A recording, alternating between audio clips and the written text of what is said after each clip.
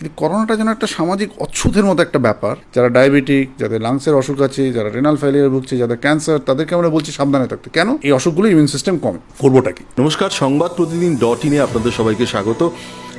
আমরা আজকে যে বিষয়টি নিয়ে আলোচনা করব সেটা হচ্ছে এই করোনা এবং স্ট্রেস আউট হলে পরে তাতে আমাদের লড়াইটা লড়তে কতখানি অসুবিধে হবে সেইটা আমরা জেনে নেব। আমাদের সঙ্গে আমরা পেয়েছি প্রখ্যাত নেফ্রোলজিস্ট ডক্টর প্রতিম সেনগুপ্তকে। প্রতিমদার কাছ থেকে আমরা জেনে নেব যে এই স্ট্রেসটাকে ম্যানেজ করার কি কি উপায় আমাদের সামনে আছে, বা স্ট্রেসড হলে পরে আমাদের কি কি অসুবিধা হতে পারে।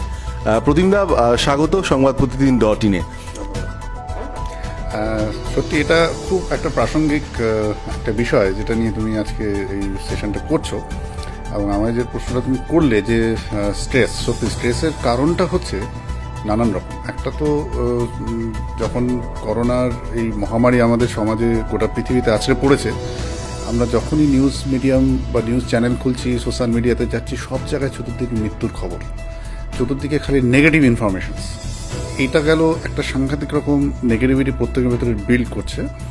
Not only that, on top of that, যেটা আরেকটা সামাজিক সুরক্ষার একটা মানে সুরক্ষা নিয়ে যে মানুষের মনে যে প্রশ্নগুলো আসছে, যে সত্যি তো ধরুন আমার যদি আজকে ডায়াবেটিস হয়, করোনার সময়টা ভুলে যান, আমি জানি যে আমার চিকিৎসক আছেন, তিনি দেখবেন, আমাকে ওষুধ দেবেন। যদি আমার হাসপাতালে ভর্তি হয়, আমি অসুস্থ হলে ভর্তি করে সুস্থ হয়ে চলে আসবো। কিন্তু করোনাটা যেন একটা সামাজিক অচ্ছুতের মতো একটা ব্যাপার। কারো যদি একটা করোনা হয়, তাকে সে কোথায় নিয়ে যাবে, কোথায় টেস্ট করবে, কোন ডক্টর তাকে দেখবেন, কোন হাসপাতালে গিয়ে তার চিকিৎসা হবে, এইটা একটা আরেকটা আতঙ্ক। আমরা দেখতে পাচ্ছি এখানে লকডাউন করে দেওয়া হলো, কাউকে চিকিৎসা কর্মী, স্বাস্থ্যকর্মী, তাদেরকে বাড়িতে ঢুকতে দেওয়া হচ্ছে না। আমরা সবাই একটা প্রচণ্ড আতঙ্কে আছি। এই ব্যাপারগুলো থেকে একটা সামাজিক একটা সুরক্ষাহীনতায় আমরা ভুগছি, সেটা একটা সাংঘাতিক স্ট্রেসের কারণ। আর লকডাউনে আরেকটা যেটা মারাত্মক স্ট্রেস, ধরুন হঠাৎ করে লকডাউন ঘোষণা হয়েছে, আমরা জানি লকডাউন ছাড়া এপিডেমিওলজিক্যালি অসুখটাকে ট্রিট করার আর কোনো ব্যবস্থা নেই বলেই সমস্ত বিজ্ঞানীরা চিন্তাভাবনা করে লকডাউন করেছে, যে ফ্ল্যাটেনিং দ্য কার্ভ, যাতে ট্রান্সমিশন কমে। কিন্তু তাতে যেটা মারাত্মক ক্ষতি হচ্ছে সেটা হচ্ছে আমাদের প্রত্যেকের অর্থনীতিতে। প্রত্যেকের, আমরা যারা ডেইলি ওয়েজ আর্নার্স বা যে অফিসে কাজ করেন বা ছোট ব্যবসা বাণিজ্য করছেন, তাদের প্রত্যেকের অর্থনীতি। সুতরাং একটা আর্থসামাজিক এবং ব্যক্তিগত স্ট্রেস সবাইকে আমরা ঘিরে ধরেছি। স্ট্রেস হলে কি হয় এটা প্রথম জানতে হবে। যখনই আমরা স্ট্রেসড হই, স্ট্রেস রেসপন্সটা আমাদের শরীরে কিন্তু দুটো রকমভাবে, একটা নার্ভাস সিস্টেম, একটা এন্ডোক্রাইন সিস্টেমে থাকে। নার্ভাস সিস্টেমে কি হয়, আমাদের sympathetic nervous system over active হয়ে যায়, আমাদের হার্ট রেট বাড়তে শুরু করে, উই ক্যানট স্লিপ ওয়েল, আমাদের রেসপিরেটরি রেট বেড়ে যায়। রেসপিরেটরি রেট বেড়ে গেলে আমাদের অবভিয়াসলি যে লাংসের যে যতখানি অক্সিজেন ট্রান্সমিট করার কথা, সেইখানে কিছুটা সমস্যা দেখা দেয়। কারণ calm, cool and prolong breathing হচ্ছে best way to oxygenate our blood. Moment you take a shallow and high breath, তখন সেটা কিন্তু সেরকম হবে না। আর স্ট্রেস হরমোন, যেমন ধরুন কর্টিজল, আরও অনেকগুলো আমাদের অ্যাড্রিনাল থেকে সিক্রেটেড হয়, প্রচুর স্ট্রেস হরমোন যেগুলো সিক্রেটেড হয়, they have a significant negative impact on entire physiology. Most important impact যেটা হয় সেটা হচ্ছে আমাদের ইমিউন সিস্টেমের ওপর। নেক্সট ইম্প্যাক্ট যেটা হয় সেটা হচ্ছে আমাদের ব্লাড সুগার মেনটেন্যান্সের ওপর। যারা ডায়াবেটিক, তারা স্ট্রেস হলে তাদের সুগার বাড়বে। আমরা জানি sugar has a different negative impact on immune system. Cortisol itself is directly, আমরা জানি যে যখনই আমাদের কোনো অটোইমিউন ডিজিজে আমরা স্টেরয়েড খাই। কেন স্টেরয়েড খাই? স্টেরয়েড খেলে ইমিউনিটি কমে। সো যখনই আপনি স্ট্রেসড হবেন, বডিতে যদি কর্টিজল সিক্রেটেড বেশি হয়, so it has a multiply actions by which it can reduce our immunity. So আমাদের ইমিউনিটি কমবে। করোনা এমন একটা অসুখ, যে অসুখটার জন্য আমাদের সত্যি কোনো ওষুধ এখন অবধি আমাদের হাতে এসে পৌঁছেনি, যেটাকে আমি বলতে পারি দিস এ সিলভার বুলেট। হ্যাঁ, অনেক কথাবার্তা হয়েছে। প্রথম দিকে ক্লোরোকুইন এসেছিল, আমরা ভেবেছিলাম বেশ আশাপ্রদ হবে, কিন্তু দেখা গেল খুব একটা হচ্ছে না। রেমডেসিভির নিয়ে যে কথাবার্তা হচ্ছে, আমরা এখনও 100% জানি না যে আগামী দিনে কী হবে। প্রচুর ভাইরাস নিয়ে তো আমরা বেঁচে থাকি। আমাদের এই ভাইরাসদের সঙ্গে যে থাকা, তাতে সবচেয়ে ইম্পর্টেন্ট যেটা, সেটা হচ্ছে আমাদের ইমিউনিটি সিস্টেমটাকে ঠিক রাখা। এবার ইমিউন সিস্টেম যদি কোনো কারণে দুর্বল হয়, তাহলে এই ভাইরাসটা যদি আমার শরীরে কোনো রকম অ্যাক্সিডেন্টালি ঢুকেও পড়ে, তার এফেক্টে যে ডিফারেন্ট অর্গানের ইনভলভমেন্ট, তার থেকে যে নানান ধরনের মাল্টি অর্গানের যে সমস্যা হয়, যেটা আলটিমেটলি একটা ফ্যাটালিটিতে পৌঁছয়, সেটা কিন্তু ইমিউন সিস্টেম কার কত ভালো আছে তার উপর ডিপেন্ড করে। সেই কারণে আমরা বৃদ্ধ, যারা ডায়াবেটিক, যাদের লাংসের অসুখ আছে, যারা রেনাল ফেলিয়ার ভুগছে, যাদের ক্যান্সার, তাদেরকে আমরা বলছি সাবধানে থাকতে। কেন? এই অসুখগুলো ইমিউন সিস্টেম কমে। তাহলে একজন সুস্থ মানুষ, বা যার ধরুন ডায়াবেটিস আছে, বা যার একটু সামান্য রকম কোনো রকম একটা সমস্যা রয়েছে, সে যদি এই আবর্তেই সমস্ত প্রবলেমগুলোকে কিউমুলেটিভ করে আমাদের ব্রেনে ঢুকিয়ে আমাদের স্ট্রেস রেসপন্সটাকে বাড়িয়ে দিই, তাহলে আমার ইমিউন সিস্টেম সাংঘাতিক রকমভাবে আরও ফার্দার হ্যাম্পার্ড হবে। এটা কিন্তু করোনার মোকাবিলার ক্ষেত্রে একটা সাংঘাতিক রকম নেগেটিভ ইম্প্যাক্ট ফেলতে পারে। করবোটা কি? আমাদের যে চতুর্দিকে যখন আমি টিভি খুলছি মেসেজ দেখতে পাচ্ছি, এত মানুষ মারা যাচ্ছে, এত কিছু হয়ে যাচ্ছে। দেখুন, মৃত্যু তো সবার হবে, আমরা করোনায় মরি বা যাতেই মরি, একদিন সবাইকেই আমাদের যেতে হবে। কিন্তু যখন এই কিউমুলেটিভভাবে যখন এই ইনফরমেশনগুলো আসতে থাকে, তখন একটা নিজাক রিফ্লেক্স হতে শুরু করে সবার মধ্যে। আপনারা হয়তো শুনেছেন যে ভারতবর্ষে করোনায়, এটা ICMR থেকেই ডিক্লেয়ার করা হয়েছে যে mortality of corona infected patients হচ্ছে 3.2%, মানে 100 জনের মধ্যে 3.2% মারা যায়। তাহলে এত ভয়ের কারণটা কি? হ্যাঁ, রোগটা যেহেতু ইনফেকশাস, লক্ষ কোটি মানুষকে এফেক্ট করতে পারে, সেই 3.2%টা হিউজ নাম্বার হতে পারে। এইটার জন্য আমাদের সতর্ক থাকা কথা। কিন্তু আপনি ভেবে দেখুন, ডায়াবেটিসের মর্টালিটি, হার্ট ডিজিজের মর্টালিটি, রেনাল ফেলের মর্টালিটি থেকে অনেক বেশি। সুতরাং করোনা হলে আমার প্রচণ্ড রকমভাবে আমার কি হয়ে যাবে এই ভেবে আমি স্ট্রেসড হয়ে আমি কি করতে পারি, এই 3.2% মর্টালিটিটা ইন কেস অফ মি আমি কিন্তু এটাকে বাড়িয়ে দিচ্ছি because of the stress. So what you need to do, take it in that sense যে আমাদের যা বিধিনিষেধগুলো মেনে চলা দরকার to prevent, we should do that, religiously follow that, all these preventive aspect যেটা আমাদের করা দরকার। ভিসাবেস আমাদের এইটা বোঝা দরকার, যদি এইটা নিয়ে আতঙ্কে ভুগি, তাহলে the greatest blunder we are doing, we are not following the first internal protective mechanism যেটা আমাদের করা দরকার। আমি হাত ধুচ্ছি, এটা এক্সটার্নাল প্রোটেকশন। ইন্টারনাল প্রোটেকশন কি? আমার ইমিউনিটি ভালো রাখা। Moment I am getting stressed, I am destroying that internal protection. তখন হাত ধোয়াতে যদি কোনো রকম ক্ষতি থাকে, তাতে যদি কিছু একটা ভাইরাস বাই অ্যাক্সিডেন্ট ঢুকেই গেল, তার এফেক্টে কিন্তু আমাদের মারাত্মক রকম ক্ষতি হবে। সুতরাং স্ট্রেসড হবেন না। এবার স্ট্রেসড হবেন না বললেই তো স্ট্রেস চলে যাবে না। So we need to do some mechanism, we need to learn some technique by which we can get ourself out of stress. দেখুন, স্ট্রেসের উৎপত্তি কোথায় বলুন তো? কোথায় উৎপত্তি হয়? হাতে, হার্টে, লিভারে, কোথায় হয়? এর উৎপত্তি হয় মাইন্ডে। তাহলে মাইন্ড আলটিমেটলি ইজ আ কি রোল যেখান থেকে আমাদের স্ট্রেসকে আমরা জেনারেট করছি। তাহলে মাইন্ড যেখান থেকে স্ট্রেস জেনারেট হচ্ছে, আমাদের মনের একটা বিউটি হচ্ছে, মনকে আমরা দুটো পার্টে ফ্র্যাগমেন্ট করে একটা মনকে আমরা অবজার্ভ করাতে পারি। হার্টকে দেখতে পায় না, কিন্তু মাইন্ড হার্টকে দেখতে পারে, চেষ্টা করবে। ন্যাচারালি মাইন্ডের একটা ক্যাপাসিটি আছে, it can observe A component of mind which is working. সুতরাং আমরা যদি আমাদের মধ্যে, এটাকে বলে অন্তর্বীক্ষণ, এটা আমাদের ইন্ডিয়ান যোগিক সিস্টেম একটা one of the very proven traditional time tested technique by which we can divide our mind in a portion which can observe the rest of the mind what is doing. এবং এটা কতগুলো খুব সুন্দর technique আছে। আমি কিছুদিন আগে একটা ফেসবুক লাইভ করেছিলাম, যাতে আমি শিখিয়েছিলাম যে কী করে by breath observation you can develop the faculty by which you can observe the functionality of your mind. তাহলে আপনি যদি আপনার মনের একটা ফ্র্যাগমেন্টকে জাস্ট একটু সেপারেট করে সেটাকে কাজে লাগিয়ে দেন, যে ও মনের বাকি পার্টটা কী করছে সেটাকে অবজার্ভ করবে, he can identify when stress is generating within you. And beauty হচ্ছে, moment you identify you are being stressed, stress automatically pass out. সুতরাং এটার কতগুলো টেকনিক আছে, সেগুলো একটা খুব হচ্ছে ব্রেথ অবজারভেশন টেকনিক, যেটা আনাপানা মেডিটেশন বলে। লর্ড বুদ্ধা এটা 2500 বছর আগে এটা আবিষ্কার করেছিল, এবং সেটা time tested over years. It has been proven it is a tremendous stress buster. মানে এটা যদি আমরা প্র্যাকটিস করি everyday 10-15 minutes in morning, 10-15 minutes in the evening, it is মানে the panacea for cut down your stress. আর একটা জিনিস যেটা খুব ইম্পর্টেন্ট, সেটা হচ্ছে ডিজিটাল ডিটক্সিফিকেশন। আমি বারবার বলতে চাইছি, কারণ our mind captures all the information, majority of the information, তার মধ্যে কিছু খুব পজিটিভ এবং বেশিরভাগই নেগেটিভ, আজকে যে মিডিয়াতে যা দেখতে পাচ্ছি। সো এই ইনফরমেশনগুলো এরা কিন্তু toxin for your mind. So we need to detox. So how you do that? At least দিনে 2 ঘন্টা আপনি পুরো অল ডিজিটাল মিডিয়া থেকে নিজেকে অফ করবেন, মোবাইল বন্ধ রাখুন, হোয়াটসঅ্যাপ দেখবেন না, ফেসবুক করবেন না, টিভি দেখবেন না, নাথিং। অ্যান্ড বেস্ট টাইম হচ্ছে before going to the sleep. কারণ স্লিপ এমন একটা গুড কোয়ালিটি, আমাদের মধ্যে গড গিফটেড একটা ন্যাচারাল রেস্টোরিং মেকানিজম, যাতে whatever turbulence happening in the mind that get all past way, lets everything go in during the slip.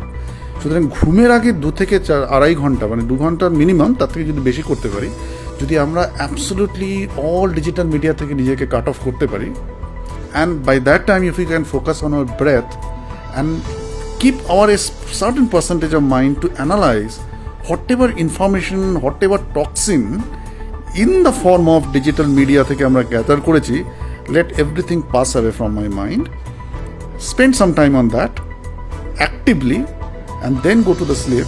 The rest 6 to 8 hours sleep will be very perfect, and that will give you a tremendous restorative activity. আপনার মনের যা কিছু poison, যা কিছু negative thoughts, যা কিছু stress builder ঢুকেছে ভেতরে, সেগুলোকে সব আপনি ওয়াশ আপ করে দিতে পারেন। Next morning when you wake up, again to 15 to 20 minutes that practice, and then start your daily activities. Spend time with your family members, see how your children is growing up, observe minutely how their activities are going on, spend some day-to-day activities, and information কিছু তো জানা দরকার সত্যি আজকে কি হচ্ছে না হচ্ছে। Limit that time as much as minimum. TV চ্যানেলে একই নিউজ বারবার দেখাচ্ছে, একবার দেখলে সারাদিনের দেখা হয়ে যায়, দরকার নেই। তো এইটা আপনাকে হেল্প করে। এর সাথে কিছু এক্সারসাইজ আছে যেগুলো সত্যি খুব হেল্পফুল আমাদের cardiovascular, respiratory functions, joint movements, lymphatic circulation, সেগুলোকে ঠিক রাখার জন্য।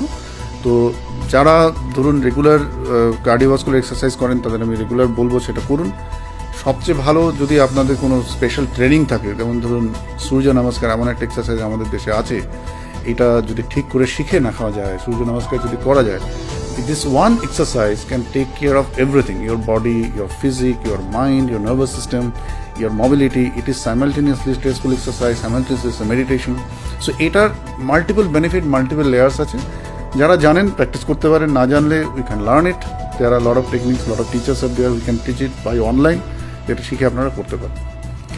আর পাশাপাশি আরেকটা জিনিস বলার, যে দেখুন অলরেডি আমাদের সব জায়গা থেকে সরকারি বলুন, বেসরকারি বলুন, চিকিৎসক সমাজ, মিডিয়া বন্ধুরা তো করছেনই, চেষ্টা করছেন, সবাই চেষ্টা করছেন কী করে করোনাকে আমরা টেম করতে পারি, কী করে করোনার ক্রাইসিস থেকে আমরা বেরোতে পারি। অলরেডি আপনারা হয়তো জানেন পশ্চিমবঙ্গে প্রায় 236 জনের মতো রুগী সুস্থ হয়ে বাড়ি চলে গেছেন। আমার বেশ কিছু ডাক্তার বন্ধু আছে যারা করোনা পজিটিভ হয়েছিল, হাসপাতালে ছিলেন, জাস্ট অবজারভেশন, হাসপাতালে থাকা মানে অবজারভেশন, তারপর ভালো হয়ে তারা বাড়ি চলে গেছেন। সুতরাং এই রোগটা যদি কোনো কারণে ভুলেও হয়, ঘাবড়ানোর কিছু নেই। এটার জাস্ট অন অবজারভেশন, একটু মাল্টিভিটামিন আর কিছু সাময়িক সমস্যাগুলোকে ট্রিট করলে মেজরিটি অফ দ্য পেশেন্ট ভালো হয়। 2-4 জন যাদের কমপ্লিকেশন হয় তাদের ম্যানেজ করার ব্যবস্থাও রয়েছে, সেগুলোকে আমরা রাইটলি অ্যাড্রেস করে তাদেরকে সুস্থ করার জন্য চিন্তা করি। সুতরাং অহেতুক করোনা নিয়ে খুব বেশি টেন্সড হবেন না। এই টেনশনটা কিন্তু আপনার ইমিউন সিস্টেমকে এতটাই উইক করবে, that will lead to later problem in your life in later. So this are the main message আমি যেটা বলতে চাই সবাইকে। আর একটা জিনিস যেটা না বললেই নয়, সেটা হচ্ছে যে এই যে ইকোনমিক ক্রাইসিস, যেটা নিয়ে প্রত্যেকের মধ্যে একটা খুব চিন্তা হচ্ছে কী করে পোস্ট করোনা আমরা কী করে করব। আই থিঙ্ক এই যে লকডাউনের ফেজটাতে আমাদের প্রত্যেকেরই একটা স্কোপ এসেছে ইনোভেটিভলি চিন্তাভাবনা করবার, যে কী করে আমরা পরবর্তী করোনায় কী কী সমস্যাগুলোকে কী করে অ্যাড্রেস করতে পারি। আমার মনে হয় প্রত্যেকে একটা কাগজ কলম নিয়ে বসে পড়ুন। ধরে নিন যে 17 তারিখ লকডাউন খুলে গেল, কিন্তু লকডাউন খুলে গেল মানে কেউ, আপনার যদি কোনো শপ থাকে, কোনো বিজনেস থাকে বা যাই থাকুন, তার স্ট্রাকচার এবং তার কী মেকানিজম অফ অ্যাকশন সেটা সবচেয়ে ভালো আপনি জানেন। কী কী প্রবলেম আপনি ফেস করতে পারেন সেগুলো ঠান্ডা মাথায় লিখে ফেলেন, and try to find out what could be the best solution. Never think that before corona যেরকমভাবে সব কিছু চলছিল, আফটার করোনা সব সেভাবে চলবে। সুতরাং এই টাইমটা, rather than seeing TV, rather than watching WhatsApp or Facebook or forwarding whatever message you are getting, you do your inner thought and plan accordingly, যে আগামী দিনে যদি এই প্রবলেমটা হয় তাহলে আমি কী করবো, এটা যদি হয় তাহলে কী করবো। আপনি একা না পারলে আপনার বাড়ির ফ্যামিলি মেম্বার্স বা আপনার যারা বিজনেস পার্টনার, যারা একই ধরনের কাজ করেন, তাদের সঙ্গে আলোচনা করুন। এই ধরনের ক্রিয়েটিভ, পজিটিভ, প্রবলেম সলভিং ইয়েটাতে টাইম স্পেন্ড করুন। এটাতে আমার মনে হয় আপনি অনেক বেশি আপনার নিজের স্বার্থ, সমাজের স্বার্থ, বাড়ির স্বার্থ সবগুলোকে সুরক্ষিত রাখতে পারবেন, এবং এটা আপনাকে অনেক একটা সেন্স অফ ডিফেন্স দেবে, যেটা উইল রেস্ট, মানে কাট down your stress also. So few basic practice in your life, few planning for the future which is coming to happen to face the crisis in that sense, are digitally detoxifying your mind. এই তিনটি মনে হয় best way two combat corona. আমরা ডাক্তাররা তো রয়েছি, যদি কোনো ভালো ওষুধ, ভ্যাকসিন যেদিন আসে খবর নিশ্চয়ই আপনারা পাবেন, কিন্তু অনেক উড়ো খবর আসে, সেগুলো জাস্টিফাই করাটা খুব জরুরি। Don't believe any news on knee jerk reflex. And হোয়াটসঅ্যাপে, ফেসবুকে যত খবর চলছে, আমরা এখন বলছি ইনফো এপিডেমিক, মানে ইনফরমেশনের একটা এপিডেমিক হয়েছে। সেই ইনফরমেশনের এপিডেমিকের পেছনে আমি আরেকটা ওয়ার্ড জুড়তে চাই, সেটা হচ্ছে ফেক ইনফো এপিডেমিক্স। মানে মেজরিটি অফ দি ইনফরমেশনগুলোর অনেক বেশিরভাগই একটা ফেক। সুতরাং সেই পার্টটা থেকে যতটা নিরন্তর থাকা যায় অনেক রেশনাল অ্যান্ড রিলায়েবল সোর্সেস আছে যেখান থেকে খবর পাওয়া যায়। আপনি নেচার পত্রিকার পাবলিকেশন দেখুন, ল্যান্ডসেটের পাবলিকেশন দেখুন, রয়টারের পাবলিকেশন দেখুন, এগুলোর তথ্যের যথার্থতা অনেকটা ভালোভাবে বিচার করা হয়। সংবাদ প্রতিদিন একটা খুব দায়িত্বশীল একটা মিডিয়া হাউস, এদের কাছ থেকে যে সমস্ত সংবাদ বেরোয় সেগুলো আপনারা দেখুন। কিন্তু অনেক দায়িত্বহীন মিডিয়া হাউসও রয়েছে, তাদের সম্পর্কে সাবধান থাকুন। আর বিশেষ কিছু আমি বলবো না, থ্যাংক ইউ। বিসি আর এসি বলা হচ্ছে, মানে বিফোর করোনা আফটার করোনা, এইটা নিয়ে যে ডাক্তার মহলে আপনাদের মধ্যে কি প্রতিক্রিয়া? না, এটা তো সাংঘাতিক রকম। আমি এই গ্রামটা নিয়ে বেশ কিছুদিন ধরে আমার সমস্ত পেশেন্ট সবাইকে আমি বলছি, কারণ আগে জিসাস ক্রাইস্টের মৃত্যুর আগেকে আমরা মৃত্যুর আগে এবং মৃত্যুর পরেকে বিসি এডি এরকমভাবে আমরা করেছি। করোনা এমন একটা জিনিস যে গোটা পৃথিবীর অনেকগুলো ইকুয়েশনকে নতুন করে ভাবাচ্ছে। সুতরাং প্রি করোনা ওয়ার্ল্ড যেরকম ছিল, পোস্ট করোনা ওয়ার্ল্ড কিন্তু সেরকম থাকবে না। ন্যাচারালি বিসি মানে বিফোর করোনা, এসি মানে আফটার করোনা, সব দিক থেকে আমাদের একটা ব্যক্তিগত মানুষ তার জীবন, আর্থসামাজিক অবস্থা, বিজনেস, এডুকেশন, এভরি অ্যাসপেক্টে কিন্তু চেঞ্জ আসতে বাধ্য। এই চেঞ্জটা কি হবে সেটা সম্পর্কে আমি প্রত্যেককেই বলবো যে আপনি আপনার মতো করে ভাবুন। একটা সম্মিলিত থট যদি আসে, সেখান থেকে আমরা হয়তো সুন্দরভাবে স্টেপ নিতে পারবো। করোনার এত খারাপের মধ্যে কতগুলো ভালো জিনিস তো দেখেছি। আপনারা যারা হোয়াটসঅ্যাপ, ফেসবুক সবাই করছেন, সমস্ত খারাপের মধ্যে কিছু পজিটিভ জিনিস এসছে, যে ওয়েদার, নেচার হয়তো চাইছে রিবুট করার জন্য। এই খবরটা পেয়েছেন? সত্যি তো, আজকে যাদের আইফোন আছে বা অ্যাপেল ওয়াচ করেন আপনারা জানেন যে সকালবেলায় কলকাতা শহরের পার্টিকুলেট ম্যাটারের কন্টেন্ট থাকতো 350-এর ওপর। সেটা এই সময়টায় আমি যখন রাস্তা দিয়ে কলকাতায় যাই 50-60-এ নেমেছে। কেন হলো? তার কারণ লকডাউন, গাড়ি ঘোড়া কমেছে। তাহলে আমাদের হয়তো এটা ভাবার সময় এসছে যে পোস্ট করোনা এনভায়রনমেন্টকে যদি ভালো রাখতে হয়, আমাদের কি করে এই environment friendly mechanism in terms of transport ভাবা দরকার। Similarly for weather, for water conservation বলুন, এনভায়রনমেন্ট প্রিজার্ভেশন বলুন, আপনার সেলফ হেল্প প্রিজার্ভেশন বলুন, এই সমস্ত জায়গাগুলোতে যে জিনিসগুলো প্রায়োরিটি পাবে আফটার করোনা, সেটা বোধহয় এই সময় ভাববার দরকার আছে। কারণ এরকম আরও কয়েকটা ভাইরাস আসবে। ধরে নিন 50 বছর পর করোনার পর আরেকটা করোনা বলে নতুন ভাইরাস এলো, যে ভাইরাসটার মারণ ক্ষমতা করোনার 10 গুণ। তখন আমরা কি করব? তো this is the time when we should learn যে কী করে আমরা আমাদের ইমিউন সিস্টেমকে ভালো রাখতে পারি, কী করে আমরা আমাদের মেন্টাল হ্যাবিট অ্যান্ড ফিজিওলজিক্যাল বিইংটাকে আরও পিওরার ফর্মে নিয়ে যেতে পারি, কী করে we can transform from what we was prior to the corona and what we would be after the corona. সুতরাং এই বিসি অ্যান্ড এসি এটা একটা খুব ইম্পর্টেন্ট জাংশনে আমরা রয়েছি। যারা এই ফেজটার মধ্যে দিয়ে যাচ্ছে, এই ফেজের পর যারা বেঁচে থাকবেন বা যাদের করোনা এফেক্টেড হয়েছে তারা এই ক্রাইসিস থেকে বেরোলেন, তারা বোধহয় অ্যাটলিস্ট এই 2-2.5 লক্ষ মানুষ যারা হঠাৎ করে কয়েক সপ্তাহ, কয়েক মাসে মৃত্যু কোলে ঢলে পড়েছে, সেই ক্রাইসিসের ফেজ থেকে একটা নতুন উত্তরণের জায়গায় যাচ্ছেন। সুতরাং তাদের উচিত যে এই ট্রান্সফরমেশনটাকে অ্যাডপ্ট করার, সম্পূর্ণ রকমভাবে আত্মিক সহযোগ করা, নিজের ভেতরে এই জিনিসটাকে ভালো করে বুঝে কী করে আমরা এই ট্রান্সফরমেশনটাকে অ্যাকসেপ্ট করতে পারি। ফার্স্ট নিজেকে পাল্টালেই আপনার চারপাশে এনভায়রনমেন্ট পাল্টাবে, আপনার অ্যাসোসিয়েশন সবাই পাল্টাবে। এই জায়গাটাকে ফোকাস করা হাই টাইম। আপনি যে ট্রান্সপ্লান্ট হওয়া পেশেন্ট বা ডায়ালিসিস হওয়া পেশেন্টদের নিয়ে আপনি দীর্ঘদিন ধরে মানে কাজ করছেন এবং তাদের খাদ্যাভ্যাসের বিষয়টি আপনি বিশেষভাবে নজর রাখেন। এই ডিউরিং লকডাউন ফেজ সেই রকম কোনো প্রপোজাল কি আপনি বলবেন যে এই সময় কি ধরনের ডায়েট হওয়া উচিত মানুষের, যাতে করে ইমিউনিটিটাও বাড়বে, আবার পেটের অন্য কোনো সমস্যা হবে না? কারণ কাজকর্ম তো নেই, কায়িক পরিশ্রম কমে গেছে মানুষের। তো এই ক্ষেত্রে মানে what should be the approach, right approach মানে টুয়ার্ড ডায়েট? এটা তুমি খুব ভালো প্রশ্ন করেছো। আসলে মানুষের খাবার মানুষের যা তাই হওয়া উচিত। মুশকিল হয়ে গেছে আমরা গরুর খাবার খাই, কুকুরের খাবার খাই, বিড়ালের খাবার খাই, সবার খাবার খাই, ভাবি এটাই মানুষের খাবার। মুশকিলটা হয়ে গেছে ফুড। দেখুন, সবচাইতে simplest animal in this universe, তাদেরও একটা ইনটিউশন আছে যে which food is right for him. আমাদের মানুষের এই ইনটিউশনটা because our intellect, because we have a lot of imaginative capacity, we have a capacity for fantasy, এই জিনিসগুলো এতটা ওভার ডমিনেট করে আমাদের ইনটিউশনটা আস্তে আস্তে হারিয়ে যায়। একটা বাচ্চা যখন ছোটোবেলায় জন্মায়, যদি খুব অবজার্ভ করা যায়, তাহলে দেখা যাবে ওর যখন অন্নপ্রাশনের সময় যখন প্রথম ওর উইনিং প্রোটোকল হয়, তখন ওকে যে খাবারটা খাওয়ানো হয় সেই খাবারটাই কিন্তু ও 1-2 বছর আরাম করে খায়, কোনো আপত্তি হয় না।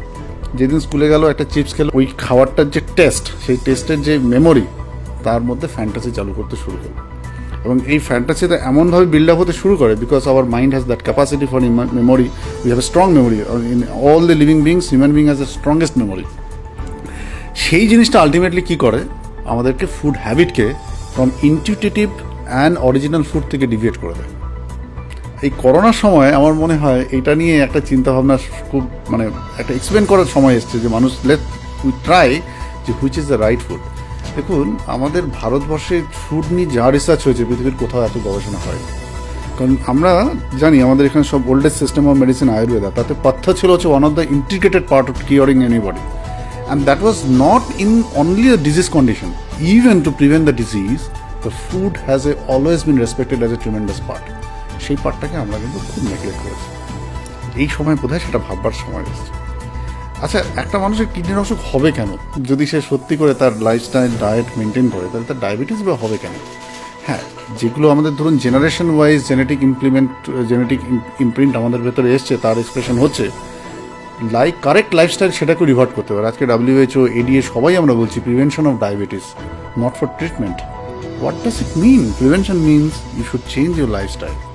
Lifestyle means not only food, your day-to-day activity, even your thinking process, even how should be your approach to yourself, to your family, to the others.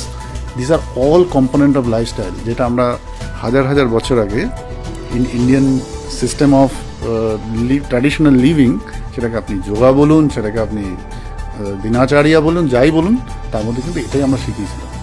সেই পার্টটা আমরা ভুলে গেছি because of fast life, because of copying the lives which is happening in any part of the world, because of so-called temporary definition of success to achieve that. এই পার্টগুলো যখন মানুষের মৃত্যু চলে আসে, তখন এই সব কিছু তার কাছে অর্থহীন হয়ে যায়। আমরা তো জানি, ফেসবুকে অনেক দেখেছি স্টিভ জবস মৃত্যুর বেডে শুয়ে কী বলেছে, যে তুমি কত টাকা আর্ন করলে, কী করলে, that immaterial, what is matters how you spend your life the day, যে কটা দিন তুমি ভালো আছো। আজকে করোনায় যখন প্রত্যেকটি মানুষ এই আতঙ্কে ভুগছে যে কালকে কি হবে জানি না, তখন বোধহয় এই জিনিসগুলো, এই ভ্যালু সিস্টেমগুলোকে আমাদের ভেতরে এস্টাবলিশ করার একটা টাইম এসছে। Diet is a one integral part of that. এটা মানে যেটা তুমি প্রশ্নটা, যেখান থেকে আমি আলোচনায় ঢুকলাম, কেন কি যদি আমাদের ডায়েট ভালো থাকে, মানে ডায়েট সম্পর্কে একটা জিনিস পরিষ্কার বলে দিই যে এটা খাওয়া যাবে, এটা খাওয়া যাবে না, এরকম বলে কোনো কিন্তু বিধি নেই।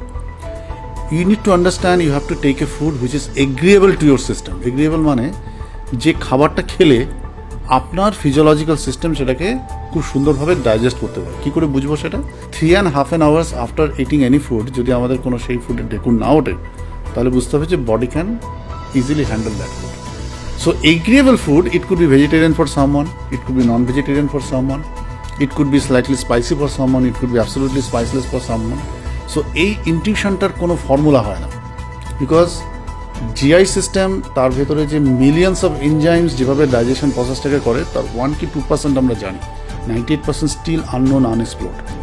সো বেস্ট প্রিন্সিপাল হচ্ছে develop your intuition regarding the food you are eating. যদি দেখা যায় কোনো একটা বাড়িতে, এটা আপনারা অবজার্ভ করে দেখবেন যে এই বাড়িতে যা রান্না হয়, কিছু রান্না এই ছেলেটি খায় না, ও খেলে ওর ভালো লাগে না। He or she, every individual has to understand যে which food is agreeable for his system. এবং আমরা যদি সবসময় এই ইনটিউশনটা during eating the food preserve রাখতে পারি, কনসিয়াসলি আমরা যদি ইটিং প্রসেসটাকে করতে পারি, নট আনকনসিয়াস ফ্যান্টাসি ইটিং, তাহলে প্রচুর অসুখকে শুরুতেই দমিয়ে দেওয়া সম্ভব। এখন তো খাবার পাওয়া যাচ্ছে না, শুধু বাড়িতে বসে প্রত্যেকে they can do this experiment যে কোন ফুডটা আমার এগ্রিয়েবল। রেস্টুরেন্টে যেতে হবে না, রেস্টুরেন্টে গিয়ে আপনি once you paid and you ordered, you have to eat, কারণ you have already paid and you ordered. That is a beautiful aura, beautiful flavor, beautiful thing. You have to eat, whether it is agreeable or non-agreeable. But this is the time, at home you are making your food, try to understand which foods, make a list. These are the food, if I eat, it does not make any problem in my system. So, এইটা যদি আমরা তৈরি করে ফেলতে পারি, তাহলে that will be fantastic. এইবার আপনি যদি ডিজিজ কন্ডিশনে থাকুন, আপনার ডায়াবেটিস আছে, রেনাল ফেলিয়ার আছে, then we need a specialised help. Obviously we doctors, nutritionist, আমরা কিছু agreeable food because of the disease কন্ডিশনে হয়তো তখন নট পারমিসেবল, সেই পার্টটা that as expert area, that domain need to be handle by the experts. আমরা এতক্ষণ কথা বলছিলাম বিখ্যাত নেফ্রোলজিস্ট ডক্টর প্রতিম সেনগুপ্তর সঙ্গে। উনি বললেন যে মনে হরমোনের কীরকম প্রভাব হয় যদি আমরা স্ট্রেসড হয়ে যাই। সুতরাং আপনি নিজে ডিসাইড করুন যে আপনি করোনার বিরুদ্ধে লড়াইকে জোরদার করবেন না দুর্বল করে দেবেন। যদি জোরদার করতে চান তাহলে স্ট্রেস ফ্রি থাকুন, এবং ডাক্তারবাবু যা বললেন যে যেভাবে চলা উচিত, যে অন্তত দিনের মধ্যে 2 ঘন্টা আপনি ডেটা ডায়েটিং করুন, অর্থাৎ মোবাইল ফোন ব্যবহার করবেন না, টিভি দেখবেন না, বাড়ির লোকজনদের সঙ্গে গল্প করুন, কথা বলুন, আড্ডা মারুন, নিজে যা করতে ভালোবাসেন সেটা করুন। একটা কথা মাথায় রাখবেন যে এই লকডাউন ফেজ শুরু হওয়ার পর থেকে এখনো পর্যন্ত কিন্তু আমাদের অন্তত কাগজে সংবাদ প্রতিদিনে যে প্রকাশিত হয়েছে খবর, তাতে দেখা যাচ্ছে যে 50টির বেশি আত্মহত্যার ঘটনা ঘটেছে, এবং তার কারণ কিন্তু এই স্ট্রেস। তারা স্ট্রেসটা নিতে পারছেন না। কোনো আত্মহত্যা হয়েছে যে আমি যদি করোনা আক্রান্ত হই তাহলে আমার পরিবারের কি হবে, আমার পরিবার তো একঘরে হয়ে যাবে, অতএব আমি নিজেকে শেষ করে দিই। কোনো ডাক্তারবাবু এরকম দেখা গিয়েছেন যে সে স্ট্রেসটাকে ম্যানেজ করতে পারছেন না, তার ডিউটি ওই সে ওপর থেকে ঝাঁপ দিয়ে পড়ছেন। এরকম অনেক ঘটনা ঘটছে। কেউ আবার কাজ হারানোর ভয় পাচ্ছেন। স্ট্রেসের নানা রকম কারণ থাকতে পারে, কিন্তু অন্তত এই সময়টাতে করোনার বিরুদ্ধে লড়াইকে জোরদার করার জন্যে স্ট্রেস ফ্রি রাখতেই হবে।